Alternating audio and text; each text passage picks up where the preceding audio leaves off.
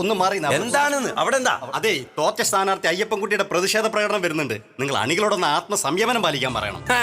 എന്നാ പിന്നെ അന്ന് കണ്ടിട്ട് തന്നെ ബാക്കി കാര്യം. ഇങ്ങോട്ട് മാറിക്ക്. അന്നെ മാത്രം എനിക്കൊരു പേടിയുള്ളൂ. പറഞ്ഞു നിൽക്കാൻ സമയമില്ല. നിങ്ങൾ ഒന്ന് മാറി നിന്ന് അങ്ങോട്ട് മാറി നിൽക്കുക. അവര് വരട്ടെ. അങ്ങനെയൊക്കെ പറയാൻ പറ്റുമോ? അങ്ങനെയൊക്കെ പറയാൻ പറ്റുമോ? നമ്മൾ നാളെയും കാണണ്ടേ? നമ്മൾ നാളെയും കാണണ്ടേ?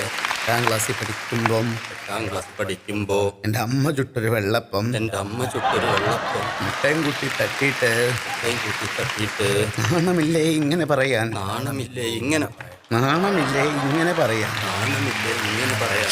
നമ്മൾ നാളെയും കാണണ്ടേ? നമ്മൾ നാളെയും കാണണ്ടേ? ഇങ്ങനെയൊന്നും പറയരുത്.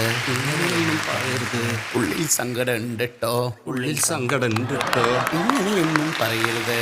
ഇങ്ങനെയൊന്നും പറയരുത്. പ്രതിഷേധ പ്രകടനം സിന്ദാബാദ്. പ്രതിഷേധ പ്രകടനം സിന്ദാബാദ്.